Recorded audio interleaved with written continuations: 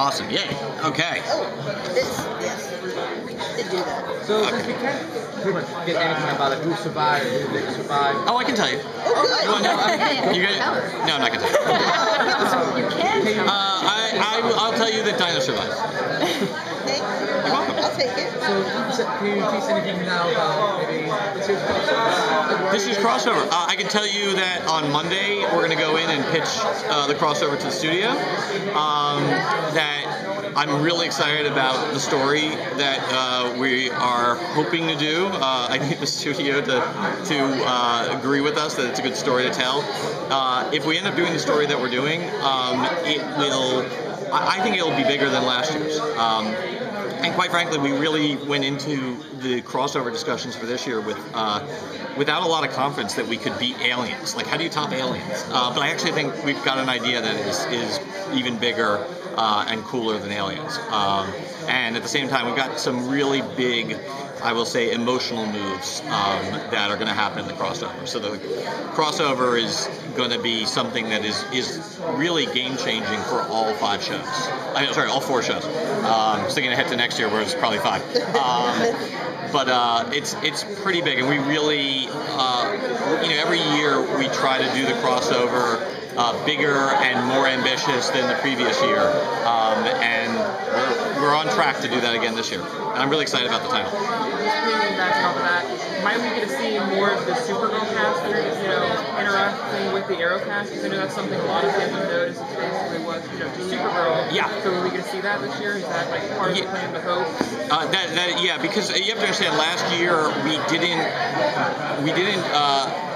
build the production situation to do the crossover, knowing that Supergirl was going to be on the CW. So this year we are. So this year it's a true 4-way crossover.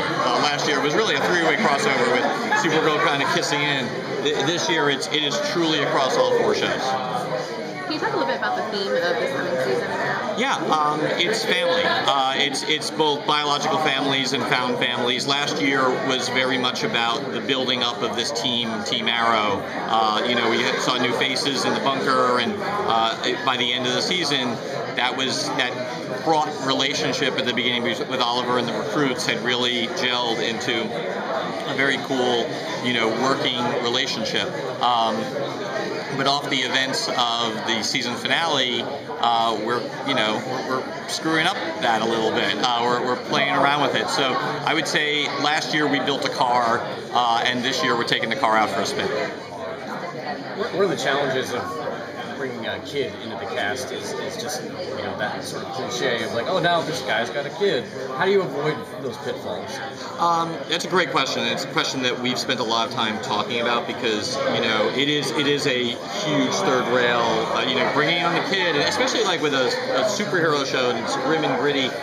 I will say I got to give a lot of credit to Steven. Watching dailies between him and Jack, who plays William. It's great. It's like, oh, this could have been a disaster, but the performance is really grounded. And that's the answer to your question. It's like, we can write whatever, but if we don't have great actors who really sell the reality, the emotional reality of that relationship, it falls flat. So, really thanks to Steven and Jack for helping us avoid what could be a series-ending mistake. We were talking with Katie before about Black Siren and Black Canary. Since our fans expecting to both Toto once again, are there any fans that might actually go for a partnership rather than actually I don't know, to be honest with you. I think that really speaks to this larger question I get asked a lot of, is there going to be a redemption arc for Black Siren? And having given a lot of thought both to getting the question and to the question itself, I'm kind of like, you have to understand, it's been 5 years of Arrow, and in 5 years a lot of like, when are Oliver and Felicity going to get together? When is Laurel going to become Black Canary? And now it's when is Black Siren going to be redeemed? And I'm like, I'm sort of like much more interested in answering and talking about the stories that we're telling now as opposed to the stories we may tell in the future, or may not tell in the future. Sounds like you're not quick to redeem her, but you want to play in that space that she's in. and the dynamics that are created by that? We talked a lot about, whether or not we should redeem her, how we would do so. But again, it's right now, it's like that's, one of the advantages of having a show, knock on wood, that is staying on the air. You can have a long con. You can make long-term plans. I mean, look at the Williams storyline. That storyline started out in season 2, and it's only really coming into fruition in season 6. So that to us is it's the thing that excites us as writers. We really like planting seeds that don't come to fruition for a couple seasons. At the same time, it's the advantage of having a long-running show. I've worked on shows where you were always like on the verge of cancellation. You had to do everything immediately. And now we get a chance to take our time with things. We're talking about taking time. I know one of the things fans got so used to the villain reveals being within the season, and we yet to find out who Vigilante is. Yeah. So is that going to come into play in season 6, or are you just going to draw it out as long as possible? No, I think you're going to get an answer to who Vigilante is probably sooner rather than later. But we were very enticed by the idea of having a mystery that didn't resolve itself within the season. We thought, we've never actually done that before. And I'm glad that people are intrigued by the character of Vigilante. I love the character of Vigilante, and we've known from the start who Vigilante was, but we've really enjoyed just waiting for the right moment to make that reveal. Do you think it's going to be a reveal that's really going to catch the fans off guard?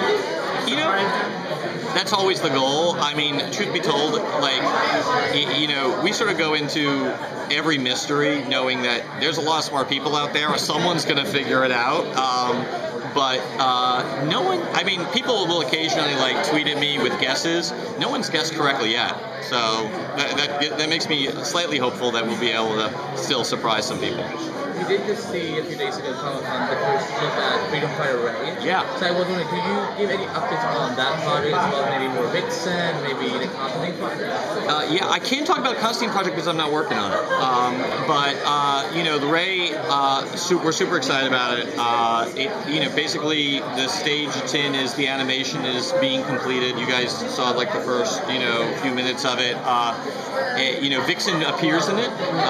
Megalyn EK reprises her role as Mari, which I think is pretty cool. We're just in the throes of the Ray, and then we'll have a discussion, with CW about, do we do more Ray? Do we do more Vixen, etc. It remains a very high priority for me to have Megalyn on Legends, so that her iteration of Vixen can interact with Maisie Richardson's iteration of Vixen. That's definitely on my creative bucket list for sure. I like the fact that we're expanding the universe, even through these animated projects. It gives us a chance to try out some new characters, and as you've seen with Vixen, they sometimes make their way over to live action, and it's a fun space to play in. And Melissa Benoist plays an iteration of Supergirl in the Ray, an evil version, and it's fun. You wouldn't think that Melissa could ever come across as evil, but she's such a good actor, she pulls it off.